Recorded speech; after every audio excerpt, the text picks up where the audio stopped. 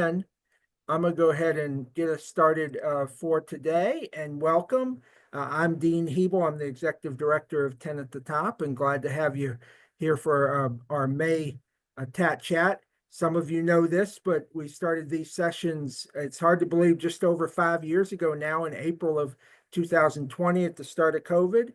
And it's a great way to engage without everybody having to get in the car and spend triple the time going, coming, and participating. So we're able each month to have key leaders from across the upstate and learn about what's going on across our region without everybody having to drive and all the things that go with that. So we're glad you're here with us today.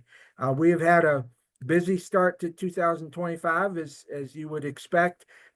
We, so far in the first, I guess, 4.5 months, have conducted 31 regional engagements with a total of 898 participants. That doesn't include any of our social media or all the other things that we've got going on in that respect. Unfortunately, we won't be adding to that number tomorrow. We're scheduled for our monthly Upstate Connect that we do in partnership with the Urban League, but unfortunately it was supposed to be at the Sparks Center in Spartanburg County, but there was a schedule conflict and we're not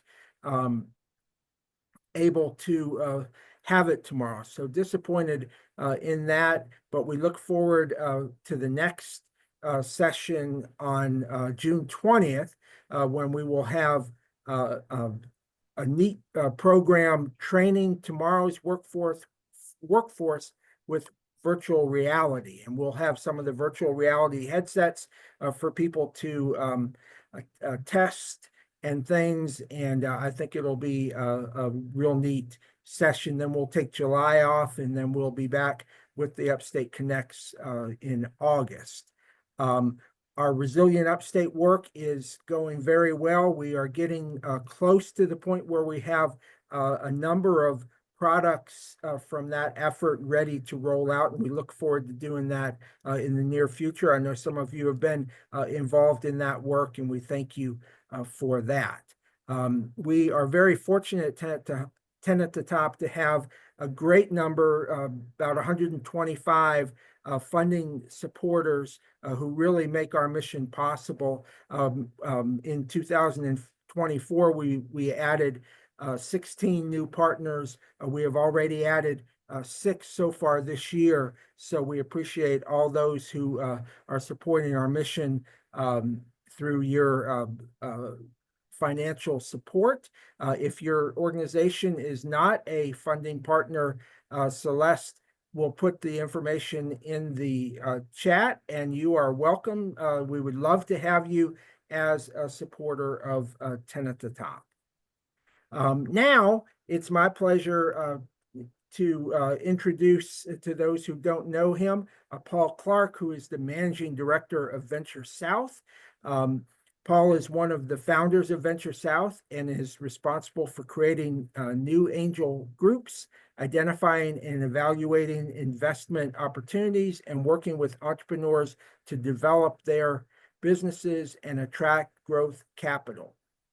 We were talking before we started that Paul was involved very early in our economic and entrepreneurial work group, and you'll remember that from your time engaged as well. We were working on identifying capital resources available in the upstate. So Paul's been a friend of mine and of the organization for a long time. So Paul, we're very glad to have you, and I'm going to turn it over to you for your remarks.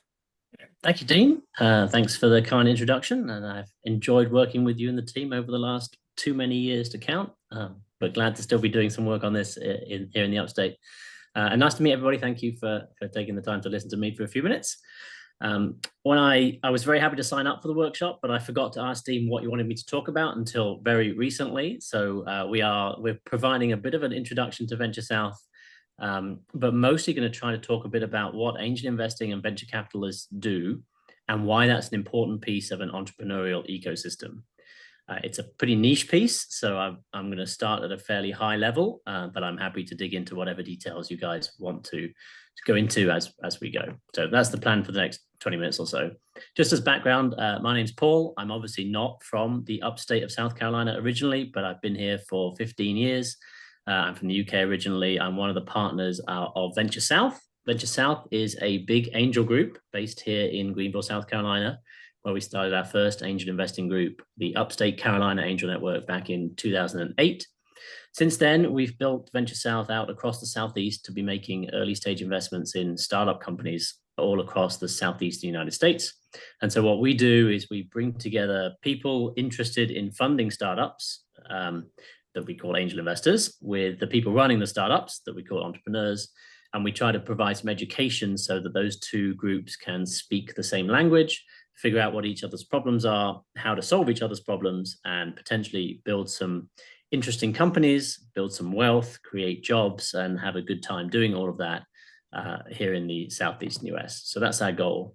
I'll just give you the VentureSouth pitch for a second. We've been doing this for a while. As I mentioned, we have about 500 people that are part of our group. They pay to be members of the organization. We help them invest in startups. We've done that over 100 different companies at this point, nearly 300 different investment rounds, close to $100 million invested into startups, which on the one hand feels like a lot. When you're investing $5,000 at a time, it takes a long time to get to those kind of numbers, but it also is a drop in the bucket, drop in the ocean about how much money is invested in companies overall. But we think it is an important piece of the sort of economic activity of a region to do this stuff. And so we're proud to have done it at a pretty unusually large scale in our region over the last 15 years or so. So I guess the four questions I wanted to try to tackle for today are: what is venture capital? What is angel investing? What good do those things do to a local entrepreneurial economy? Why do people think they are a useful thing to have here? I'll talk a little bit about how those groups make money and what the impacts of that is, and maybe give you a quick pitch on a couple of different ways you might get involved in 10 at the top activities or VentureSouth activities or activities of other ecosystem partners around here in this space. So that's my goal for a few minutes. So just to quickly kick things off, whenever anybody tells me they have some idea of what they're doing, this is what I'm doing, this is what they think of. Shark Tank, very popular TV show for the 15 years that it's been on the air. This is what people think angel investing is to some extent, and to some extent it's true. We have less champagne, fewer yachts, less dramatic pauses while we wait for a decision to be made. These are the sharks. We are the hometown version of this, so we're the angels. And so what does that mean? It means we hang around in more beige-looking rooms in groups, looking at pitches, hearing startup entrepreneurs present what they're doing, trying to evaluate those things. And if we like the things that we hear, investing our own money into those entrepreneurial endeavors. Those are, generally speaking, small companies just starting out that are trying to build something new and innovative and therefore interesting, and that if it works could have a pretty outsized impact on the quality of life or the problems that they're trying to solve or the sort of entrepreneurial dynamism of the region. So that's what we do. It's not very glamorous. A lot of the time, it's a lot of spreadsheets and document signing and chasing down bits of information. But the net output is the same as you see on Shark Tank. It's companies that get funded and go on to do interesting things. So that's what angel investors do. Venture capitalists are kind of the same thing. They just do it on a bigger scale, and they, generally speaking, use other people's money.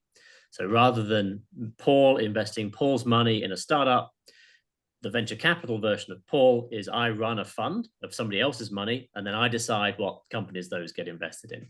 Both of those models are well established and used a lot. Generally speaking, venture capitalists do bigger investments. They have a bigger pool of capital sitting there that they're instructed to invest by their investors. And they therefore, and sort of because of that, they have a sort of different mandate than angel investors do. And I'm generalizing quite a lot here, but angel investors typically want to invest close to home and are more comfortable in a wider range of different investment situations than a venture capitalist is. Venture capitalist is probably less geography focused and more industry or thesis focused. And they want to find a smaller subset of companies that can be really big. they need to generate huge returns on their investments to justify all the headache of having a big pot of capital. Angel investors are perhaps slightly less ambitious than that. We're more hometown focused than that.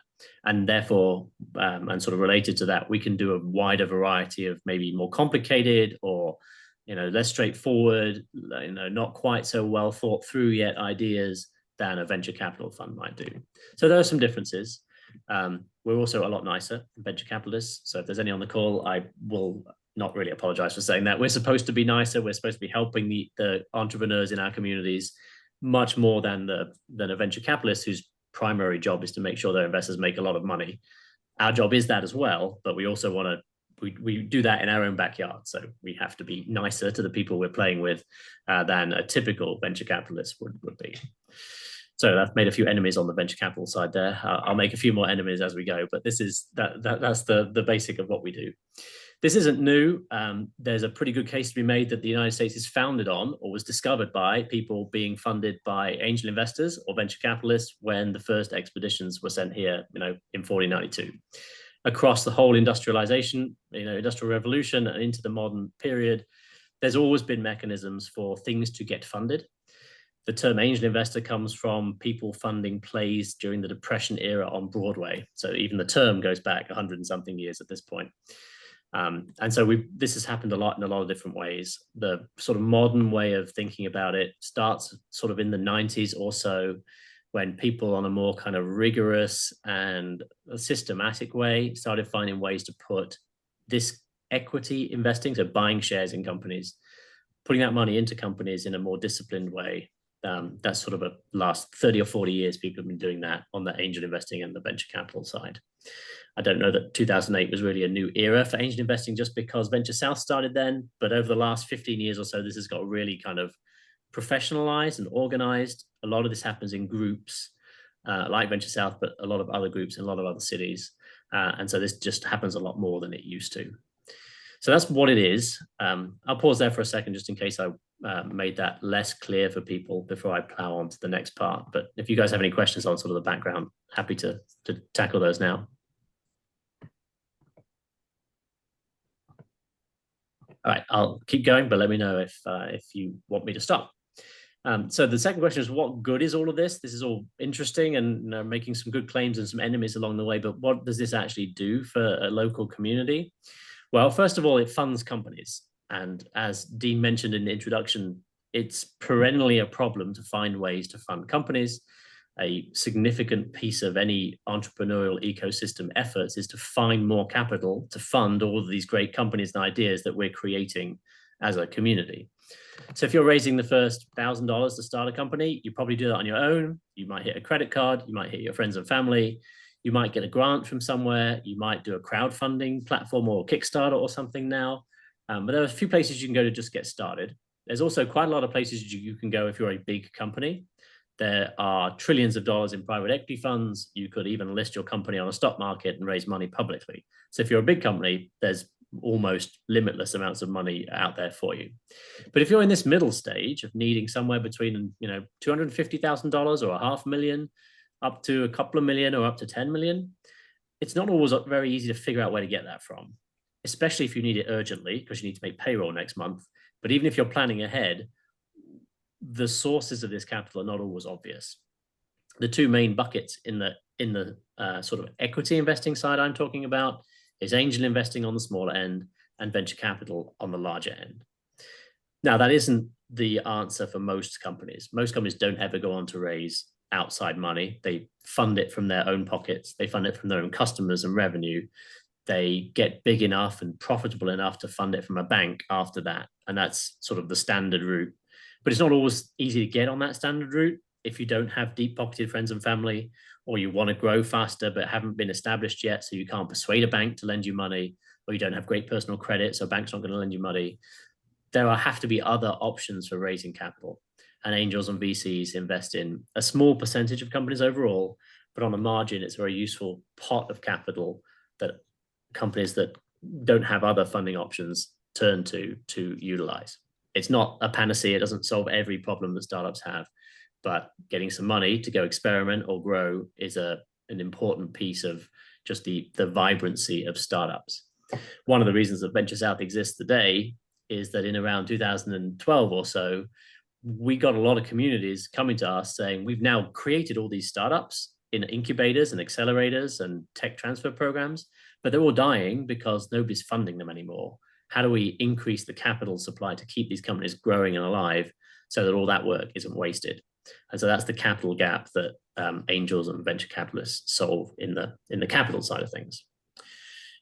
The bigger reason why all this is important is it's not hugely well recognized, but startup companies is where all jobs come from.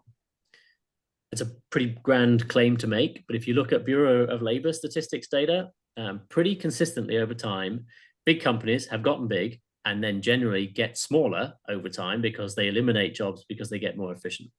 So most new job creation is done by startup companies, new companies, small companies that are well under 500 employees, and usually 1 to 10.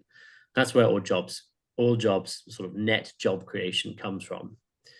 It's particularly important to recognize that that happens even more pronouncedly in difficult times. So this is in 2009, which obviously was not a very economically successful year in the grand scheme of things. You see the bars on this screen, the only ones above the line that are creating jobs are new companies, new small companies. All existing companies struggle in tough times. So that's an important thing to recognize. Good times or bad, we need these startups to creating new jobs, new opportunities, more wealth, more sort of success and progress for the communities we work in. The bad news is that isn't actually what has happened in practice. Most people now work for a big company, not a small one. So no matter how hard we pedal and how many things we try to create, people end up working at big companies, which if you look back at the prior graphs, is probably not great news for when the next downturns happen and when people get challenged. So we've got to keep trying to build these small companies, get them started, get people good at entrepreneurship and well-funded so that we can continue to have jobs. Who knows if that's true in the era of AI, but assuming it probably is generally speaking still true as we go forward, I think that's something we need to just continue to pay attention for. The bad news is this is not something that's easy to fund. So again, I'm going to make a couple of enemies on this slide as well, but let's just consider two recent kind of entrepreneurial projects that have been going on in the upstate. One is, you're probably familiar with the Scout Motors story in the Midlands. This was attracting a startup company to some extent. It was a startup sort of relaunch brand of a big company, Volkswagen Cars. This was a $1.3 billion sort of incentive package to get them to build these cars in the Midlands. You can see some of the breakdown here. I don't know if all the details are exactly right, because as always, it's hard to tell sometimes about what exactly gets spent on things like that. But it's a lot of money to attract this important piece of economic development to the Midlands region of South Carolina. If you compare that, and I'm being a bit unfair here, I admit, but if you compare that to the grant that's out there for relocating startups to South Carolina, it's $50,000 per company. If you compare those two numbers, that's quite a big delta. You could relocate a lot of startups to come to South Carolina if you spent $1.3 billion trying to do that. But it isn't something that people generally do in the economic development space because it's the small stuff. It's 5 or 10 jobs at a time. It's a lot of work. It doesn't have the newspaper impact. It just isn't as impressive as Scout Motors would be. But it is as important over time as that is, in aggregate. And so we have to try to find ways to plug that gap too, because it's not one that government organizations or even individual economic development organizations can impact very effectively, like at once. So that's why it's left to people like me to complain about that a little bit, but also to help try to find ways to get more money into these kind of efforts. So angel investments make, the statistics here vary a bit, but somewhere between 20 billion and 200 billion in early stage investing across the United States in the last year. About 65,000 companies in that cohort get funded like that.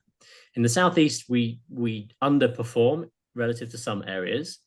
In South Carolina, particularly, we underperform relative to North Carolina and Georgia.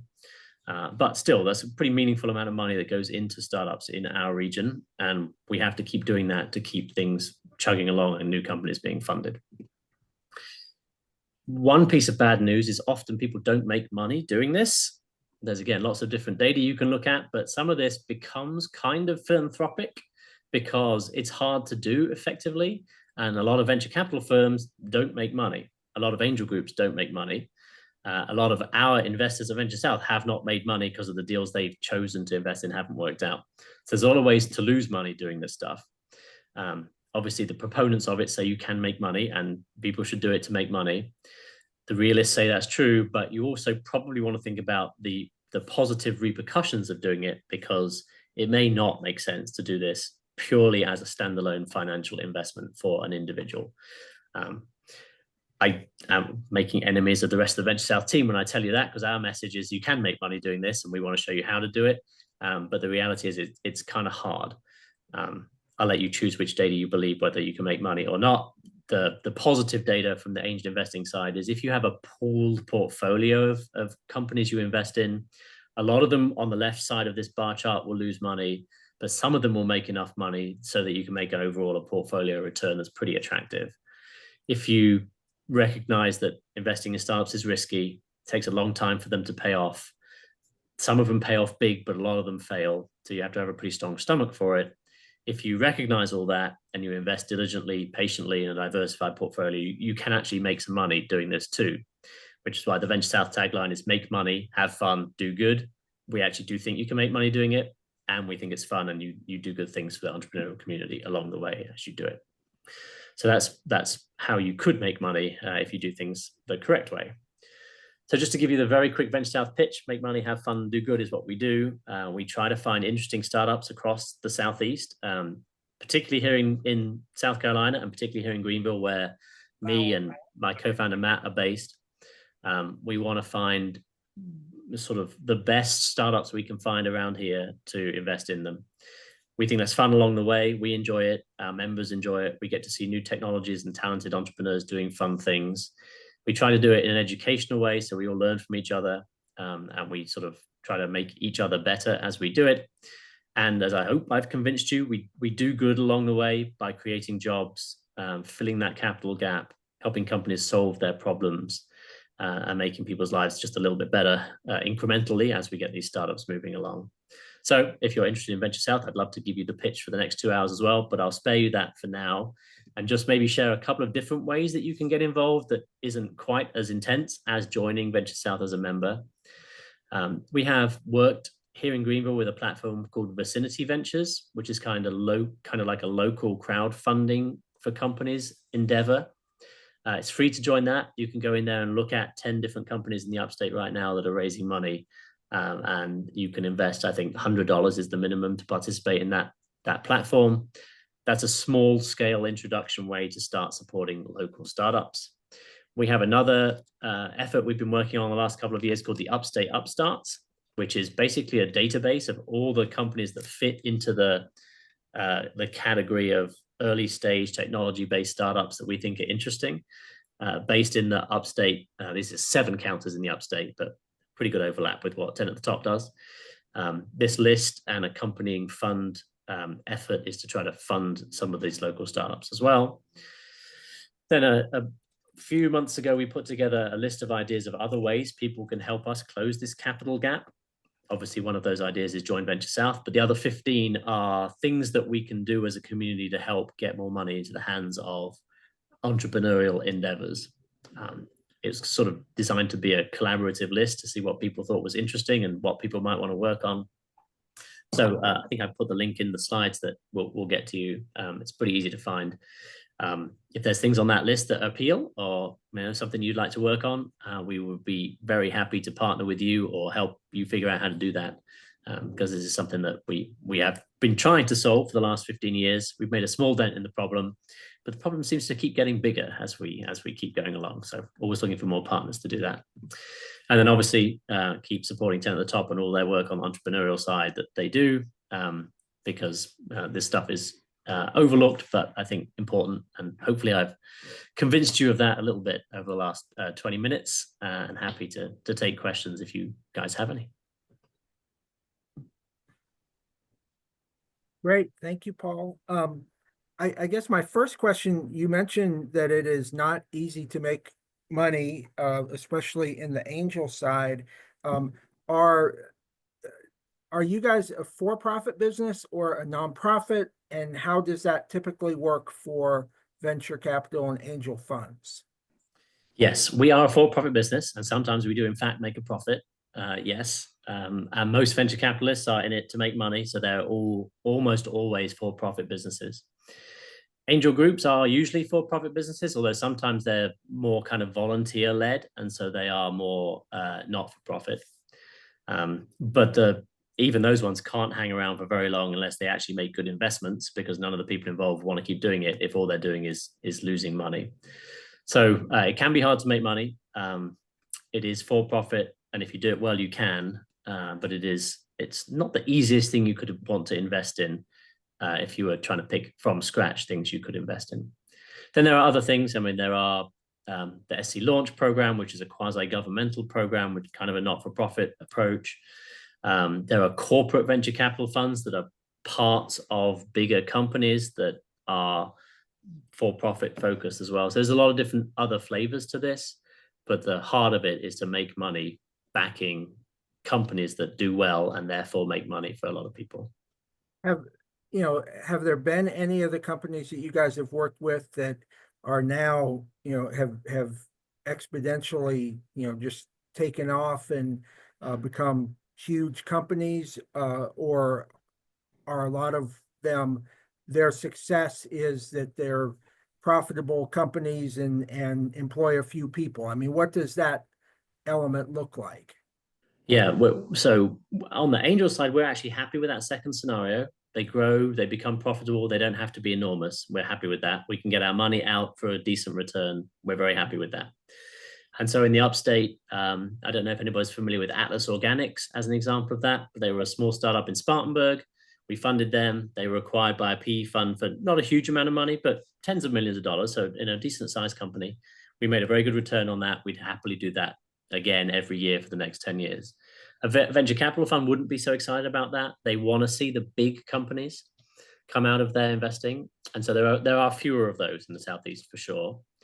One you might have heard of, and this is a mixed story, but we were an investor in Proterra back in 2011, the electric bus company, which for a while was quite a big publicly traded company that we rode that journey up to be a big company for a while. That story doesn't have a very happy ending in the end, or had some challenges a couple of years ago. Bits of that company went on to do pretty well, but the overall Proterra publicly traded company isn't there anymore. But there have been a few, yeah. It isn't really the goal, though, to make more Proterras. It's more to make more Atlas Organics. Right.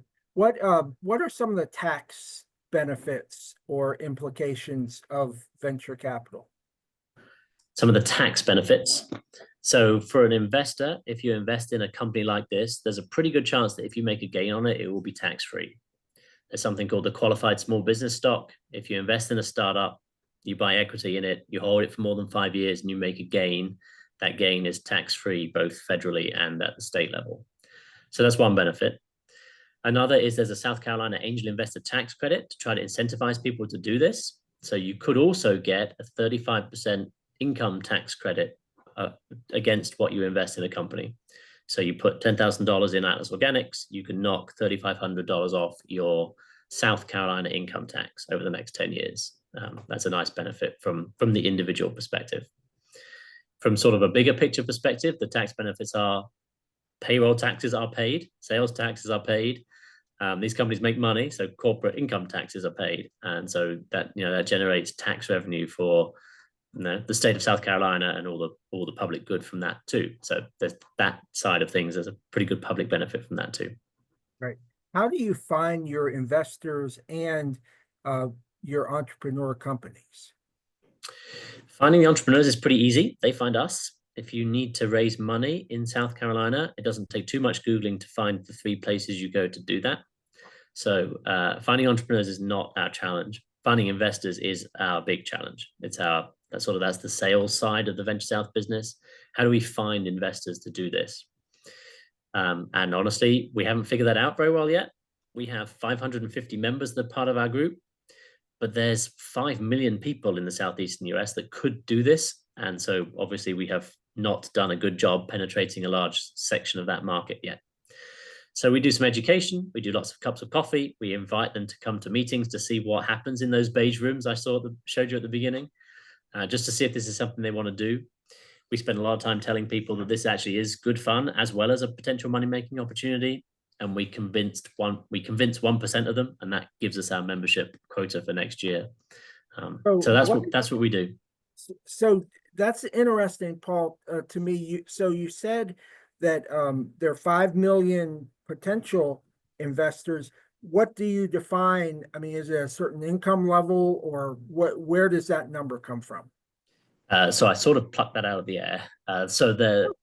You have to be an accredited investor to join an angel group like ours, which means you have to have either a net worth of over $1 million or an income of $200,000, which is about 10% of the population fall into that accredited investor bucket.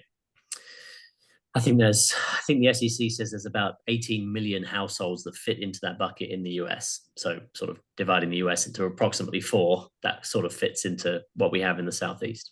That's on the purely accredited side. You can do this stuff, though, even as an unaccredited investor on your own, and some people do.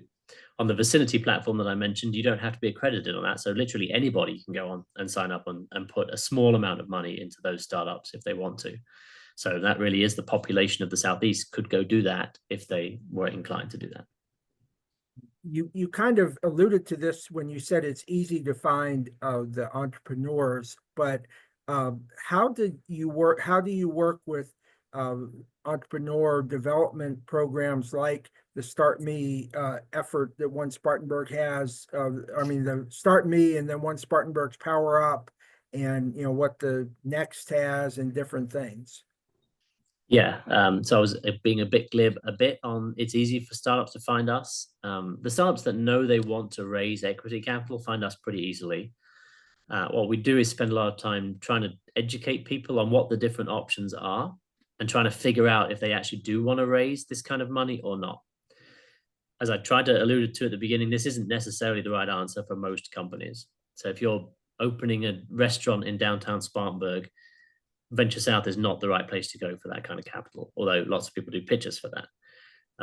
You need to find the entrepreneur organizations that specialize in retail outlets and investors that like real estate and retail, which is not what we do at VentureSouth.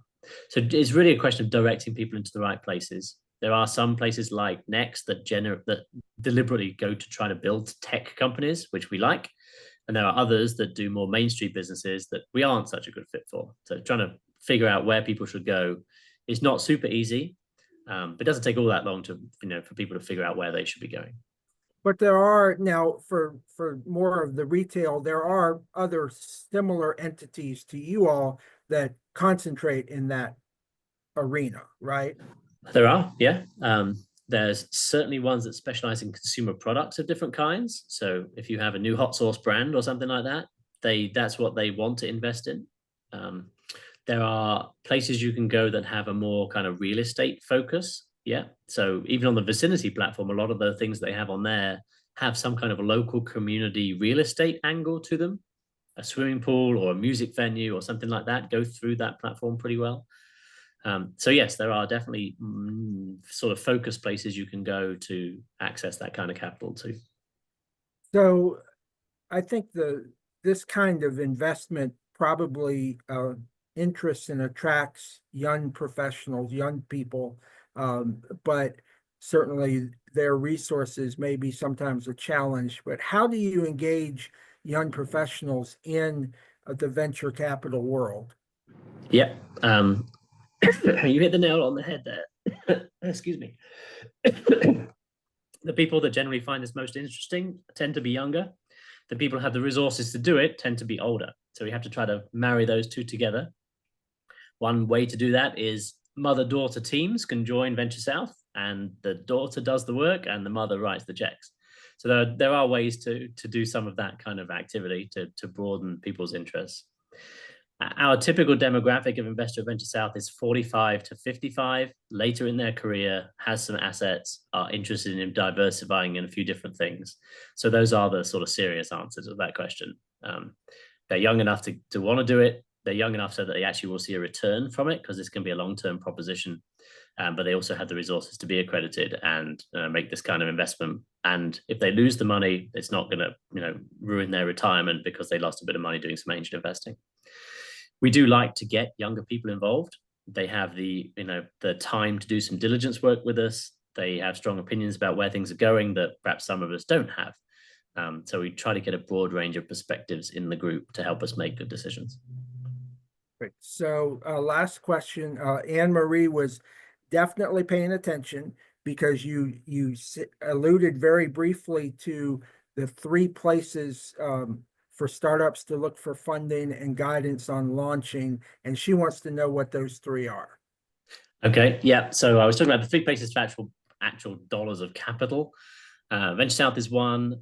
There's a fund in Greenville called Founderville, which is another one. It's a committed capital investment fund in Greenville. There's actually probably more than 3. SC Launch has a program for funding startups across South Carolina. There's an entity called Invest SC, which is now that has access to an BCI pot of capital, which is a bit of a tangent that I'll skip, but they have some money that can go into startups in South Carolina too.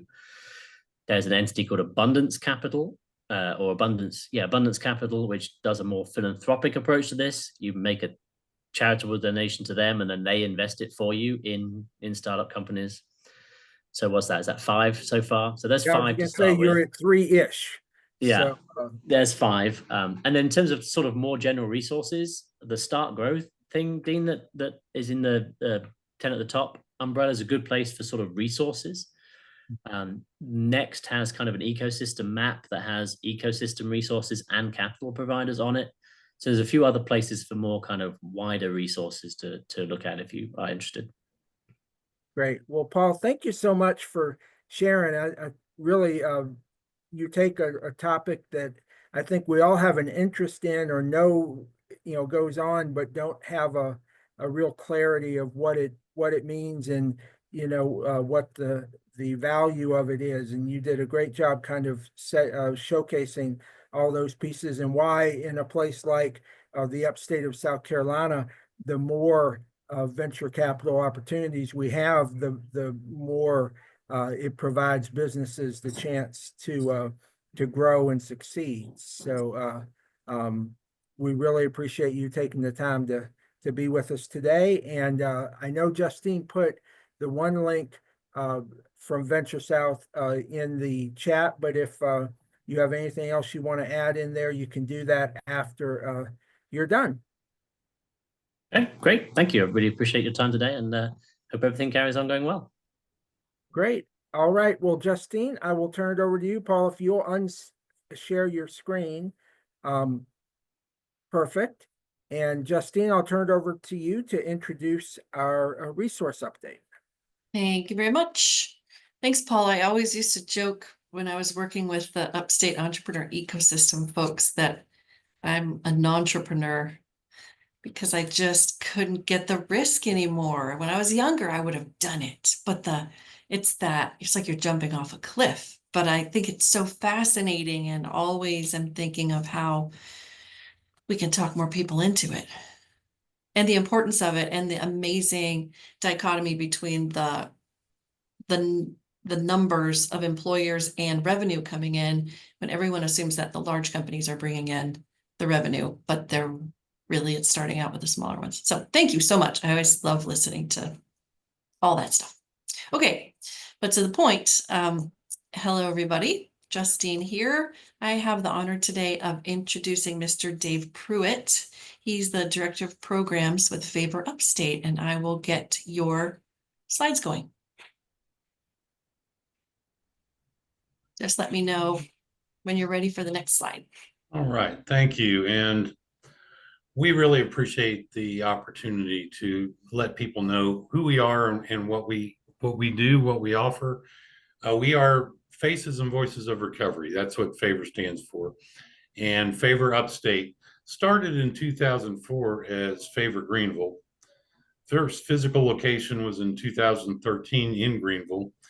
We are now FAVOR Upstate because we serve 5 counties. We're Greenville, Spartanburg, Anderson, Oconee, and Pickens. So again, my name's Dave. a person in recovery. For me, that means I haven't used alcohol or misused substances in over 30 years.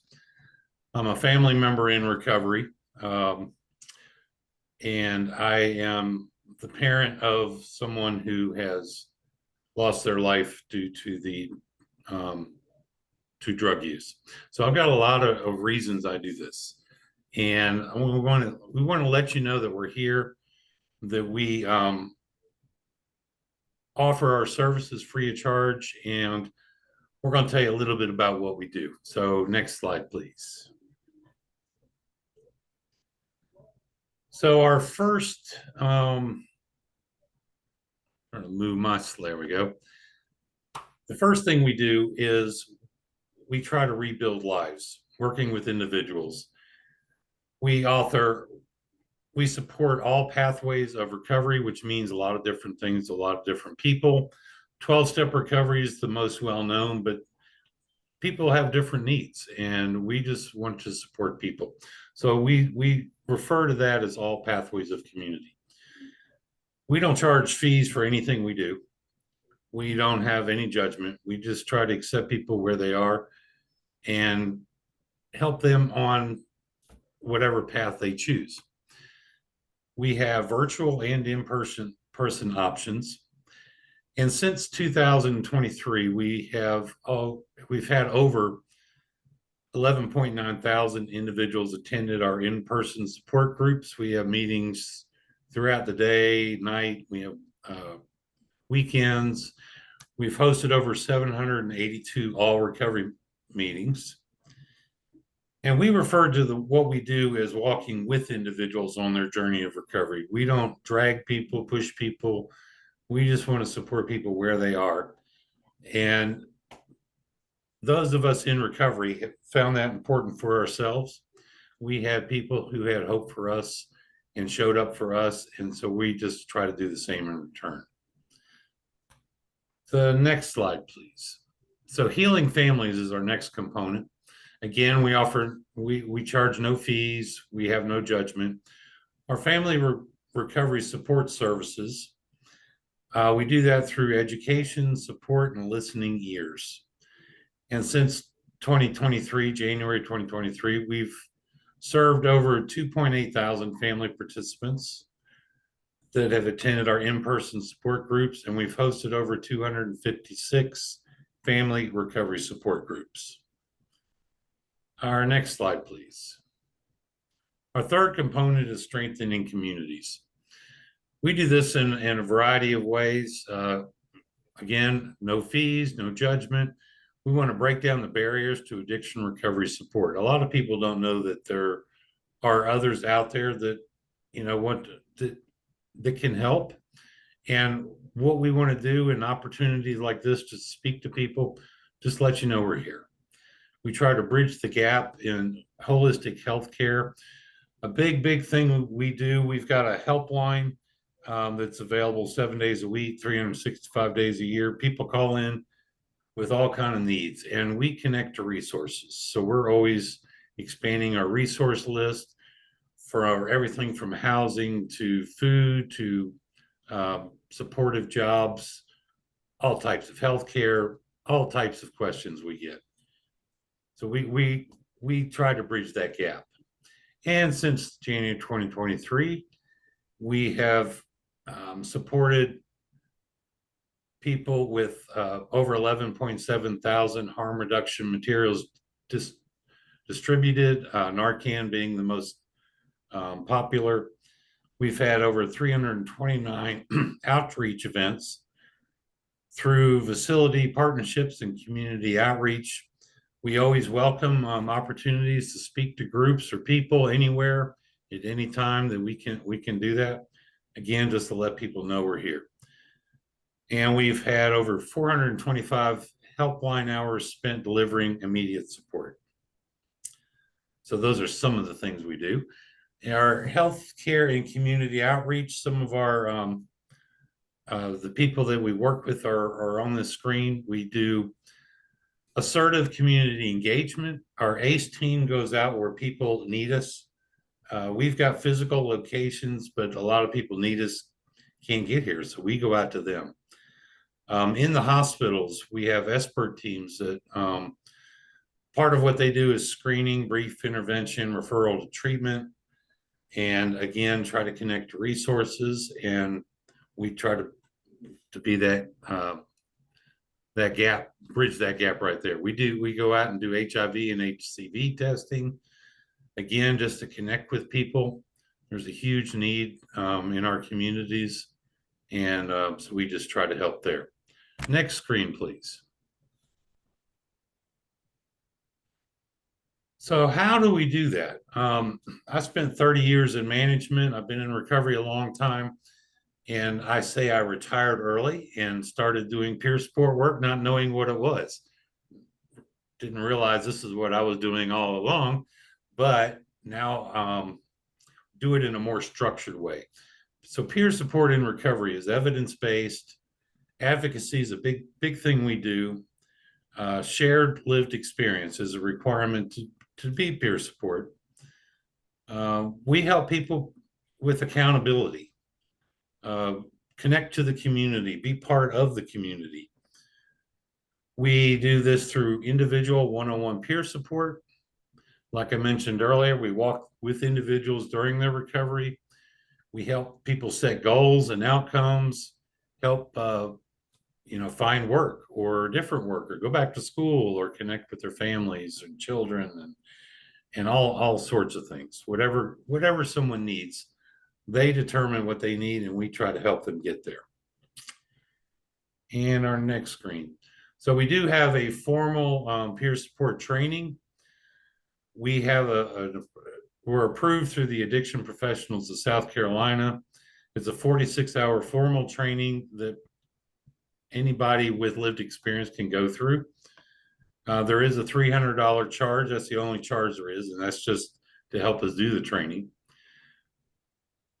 A big part of the training is help learn how to support people on multiple pathways of recovery, addressing stigma, trauma-informed care, basic introduction of what harm reduction is, family recovery.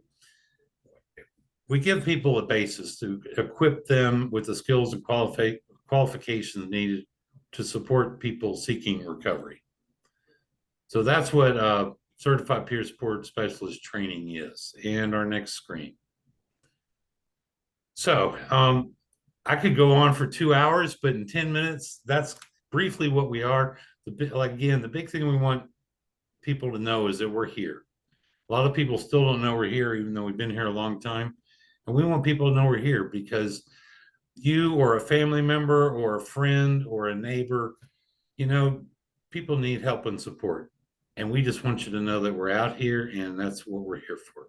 So that's my 10 minutes. Thank you. Thank you. Thanks so much. I know 10 minutes is, it's never enough time, but we appreciate you going through the quick version. And I see that. Thanks, Jason. He put the helpline number. I was going to ask about that. He put the helpline number in the chat. And then you can see the questions, comments page if you would like to follow FAVOR or have any interest in working with them to see how you might assist. And if that's only sharing what they do here, very smart, putting the social media information up, please go to your social media accounts and share their work so that people who might be in need can find ways to get help. We do have a minute since we're a little early today, if anyone has any questions. Well, I have a question for Dave. How does it work with someone, in terms of anonymity? Is that important or not? Or, because maybe not quite as much anymore, but at one time, of course, you didn't want employers to know things of that nature. How do you all work around that? We don't work around it. If that's important to somebody, we absolutely respect. Everything is confidential in our interactions with people. If someone chooses, like I made the choice myself to let people know I'm in recovery. A lot of people don't, and that's, we support everybody. So, and that is a big concern initially with people. And you know, someone calls us, that's a confidential conversation. They come in to see us, we go to see them. That is kept confidential. We also do, and this wasn't in my slide, we call it our AIR events, our action in recovery. We do hikes, we have game nights. There's a big day at the lake coming up. All that's on our social media pages, which we try to share. And everybody's welcome to participate. We encourage people to bring your families, and we have fun in recovery. Great. Well, thank you, Dave. And Justine, our good friend Jessica Seal, would be unhappy with us if we missed this chance to say that she has been working now for a couple years with FAVOR and many others on a program called a Recovery Friendly Workplace. It's called the DREAMS, and don't ask me what DREAMS stands for, but it's through an Appalachian Regional Commission grant. And right now it's focused in Cherokee, Union, and Pickens counties, but we're hoping for some additional resources that would allow it to be something done throughout the entire upstate region. And so it's also aligns very well with the Resilient Upstate work, the behavioral health work that we have been doing with the Office of Rural Health and with Department of Public Health now for over 2 years. So there's really a lot of synergy and things that support the opportunity for everyone to be able to overcome whatever their challenges have been, and then to move forward and have successful jobs, lives, all those pieces. So like I had said at the very beginning, we will be rolling out a lot of that over the next few weeks. So please, this is Mental Health Awareness Month in May. So it's really important to pay attention to all of those things. So Dave, thank you so much for being with us. And as Justine said, the information is in the chat. So I'm going to wrap us up a couple minutes early here. The next TATT Chat is on June 12th at 3 o'clock, and we're excited. We have 2 really good guests. Melanie Huggins with the Girl Scouts of the Upstate and Midland. She's going to talk about kind of the challenges or the state, I think she calls it the state of girls and women in today's society. I had a chance to see her present that recently, and it's really interesting and thought-provoking information.